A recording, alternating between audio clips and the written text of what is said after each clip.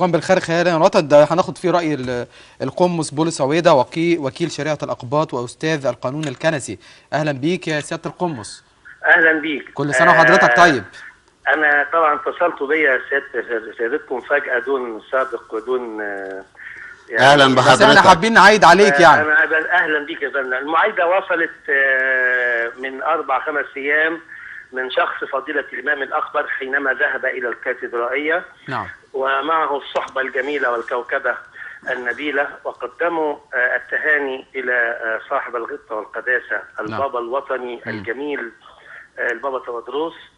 وكانت الحقيقة لفتة طيبة من فضيلة الإمام الأكبر، وهذا ما اعتاد عليه فضيلة الإمام الأكبر، ونحن ما اعتدنا أن نرى فيه هذه الأبوة الجميلة والإمامة النبيلة واللسان النبيل والبيان الجميل. الأزهر كل يوم بيثبت انه فعلا صمام امن وامان البلد، ليس في البلد بس في مصر بس، انما في الشرق الاوسط كله. وطالما الازهر موجود وبخير وعلى راسه معالي القمص، انا عايز بس اعرف الناس ان القمص بولس عويدة كان من الناس النشطاء جدا في ميدان التحرير، وكان بيحمي المسلمين وهم بيصلوا وكان واقف مظبوط، وكنت بجيب لهم الميه عشان يتوضوا. ايوه. واخويا الشيخ علو كان يجيب الاكل من بيته. علشان الناس تاكل. وقضينا ايام جميله، بس للاسف يا خساره ضاعت مننا. يا خساره ضاعت. مش هتضيع ولا حاجه ان شاء الله. الشيخ هاشم اسلام بيقول لك مش هتضيع ولا حاجه. ومعانا نادر النهارده، استاذ نادر ان شاء الله هتبقى احسن. اهلا وسهلا، ناخد بركه. اهلا وسهلا، ناخد بركه. نورنا يا قدس ابونا، منورنا وكل سنه وانت طيب. مصر يا جماعه، مصر جميله ومصر طيبه. مصر حلوة بناسها، مصر حلوة بأزهارها، مصر حلوة بكنيستها. صح. مصر العشق اللي في الدم، مصر اللي أغلى من الولد ومن كل الدنيا. مصر فوق كل شيء. يا ريت نقول يعني في عيد القيامة المجيد رسالة لكل المصريين، ودي قالها قبل مني الوالد الطيب الأقصري شيخنا الجليل الجميل. قال إن مصر بخير طالما هناك عقلاء يحبون هذا الوطن. وبعدين انا عايز اقول حاجه يا جماعه، لاحظوا الكبار يعني قداسه البابا شنودة الله ينيح نفسه وفضيله الامام الاكبر الرجل الجميل الامام طنطاوي كونوا لينا قامه وقيمه جميله قوي، وحب من ما بعد حب. اترجم كل معاني الحب في علاقتهم. بعدهم جه الانسان الطيب الجميل الوالد الامام الطيب الاقصري، وجه بعد البابا شنودة الرجل الوطني عاشق مصر وعاشق ترابها ومحبتها قداسة البابا تودروس. احنا الصغيرين علينا ناخد دول الامثله الطيبه القيمه الجميله لينا ونحتذي بحذوهم. طيب انا وماشي في السكه جاتني طوبه، ماشي جت طوبه ما انا هعديها وتعدي، القافله تسير. جاتني نتوء نعديه، ننط منه ونعديه. ليه؟ لازم نعدي المشاكل الصغيرة دي عشان المركب تمشي. صح. وتوصل إلى بر الأمان. إذا المركب غرقت هتغرق بالكل. صح. الحقيقة أنا بحييك النهارده نبص فضيلة الإمام الأكبر، فضيلة الراجل الطيب ده، فضيلة الإمام الأكبر، تفتكر يعني هو نفسه يعني مش مرضى عنه، لكن هو مرضى عنه من مين؟ من ربنا. واحنا عاوزين ايه غير ابتغاء ربنا الله. احنا مش عايزين البشر الى زوال، وكله الى زوال. ويبقى من يرضي الله. هو ده الذي يبقى، وهو ده اللي يبقى فوق. واحنا كلنا محفوظين في ايد القدير، في مشاكل محفوظين. طيب معالي القمص، يعني ده كلامك كله جميل وكله تسامح. طب لما بتشوف دلوقتي ان لجنه الحريات الامريكيه او تقارير جايه من اوروبا بتقول ان في اضطهاد للمسيحيين في مصر، بتقول ان في معامله سيئه، ما فيش بتجيبش الحقوق. هو انا اقولها بملء الفم، لا يوجد هناك اضطهاد، ولكن يوجد تمييز عنصري. ليس اصل الاضطهاد ده لو قريناه تاريخيا حاجه صعبه قوي، يعني حاجه صعبه سامعني، تاريخيا حاجه صعبه. لكن اللي احنا ما وصلناش لذلك، لكن هناك تمييز عنصري، تمييز في حاجات كتير. ضد الاقباط بس ولا ضد المصريين، ضد ناس نوع كتير من المصريين؟ لا يعني لا بص يا حبيبي، هو اصلي من يميز ليس له الدين هو الذي يقرب الناس من بعضهم البعض. كلمه دين جايه من دنا يدنو، ندنو من مين او نقترب من مين؟ من الله. الله ما عندوش غير المحبه، لان الله محبه. الله الملك القدوس العزيز السلام، الله ما عندوش غير السلام. تمام. ما عندوش غير المحبه. احنا عرفنا الله في الاسلام بالسلام، عرفنا الله في المسيحيه بالمحبه، يبقى السلام والمحبه دول قيمتين عاليين قوي قوي، قيمتين سماويتين ليتنا ان نقتنيهم. شوف يا حبيبي، لكن يا ريت تدينا نموذج من التمييز العنصري احب اسمعه عشان نعالجه. الشيخ هاشم اسلام بيسال حضرتك. احنا النهارده في عيد، النهارده بنعيد باش بننكد.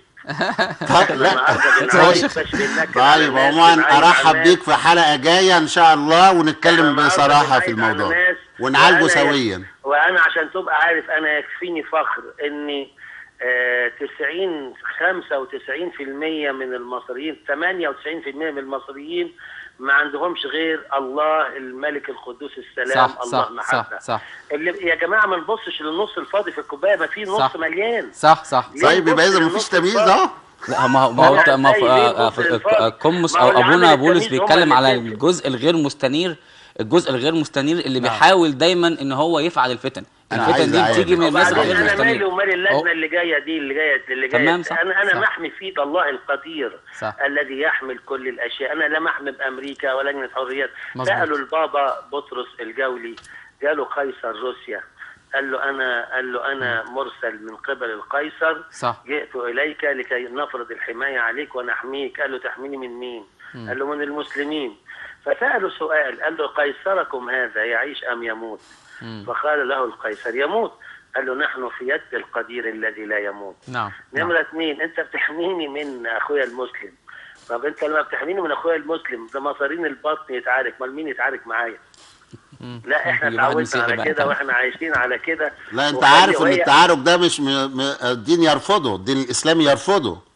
لا بص يا حبيبي، انت عندك ولدين، ولد صغير وولد كبير، والاثنين بيلعبوا مع بعض ويتخانقوا مع بعض. انت بتعمل ايه؟ بتخش تضرب ده على انامله وده على انامله، اخوك يا واد يلعب بالراحه. خلاص، هو ده نفس الوضع اللي في مصر. احنا الاخ الكبير الاغلبيه العدديه، والاخ الصغير اللي هم الاقليه العدديه، لكن الاثنين اخين، اثنين اخوات في الاول. بالظبط، ده تشبيه جميل.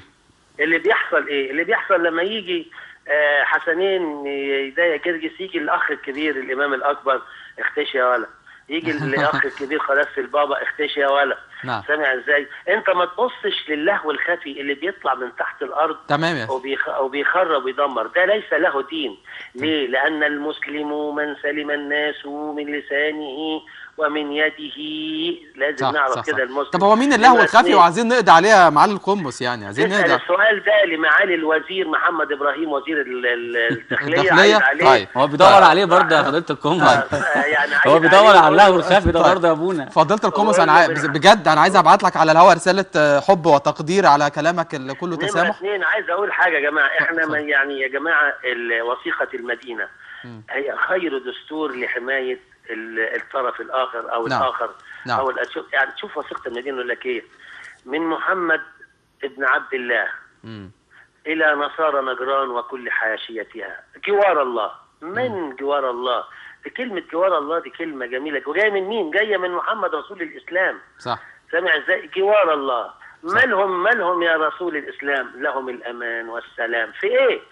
في منازلهم وبيوتهم واعراضهم واموالهم ودينهم وملتهم وموضع السياح وصوامع الرهبان واديرتهم وعقائدهم.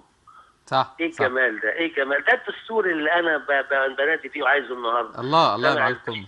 انا بدعوك على الهوا، انا عايز حضرتك تكون معايا في حلقه على الهوا ان شاء الله. على فكره انا معايا شقيقي واخويا الشيخ علوي امين، استاذ الشريعه والقانون بكليه الشريعه جامعه الازهر، احلى مني واحسن مني. لا انتوا كلكم ونحن شقيقان متحابان. سامع ازاي؟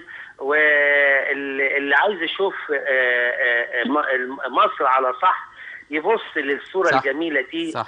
صوره اخويا الشيخ علوي، يبص انا بشكرك جدا. الامام الاكبر. بشكرك جدا. انت عارف اول تهنئه اعلنها على الملأ، اول تهنئه جاتني من مين؟ من وكيل الازهر الشريف الامام الرجل التقي الورع فضيله الامام الدكتور عبد الحكيم الشيخ قطب عبد الحكيم عبد التواب قطب عبد الحكيم، ده جميل، وكيل الازهر الشريف، اتصل بيا. ده بالنسبه لي راجل والد، وبيقول لي حبيبنا بنهنئكم بعيد الخيام المجيد.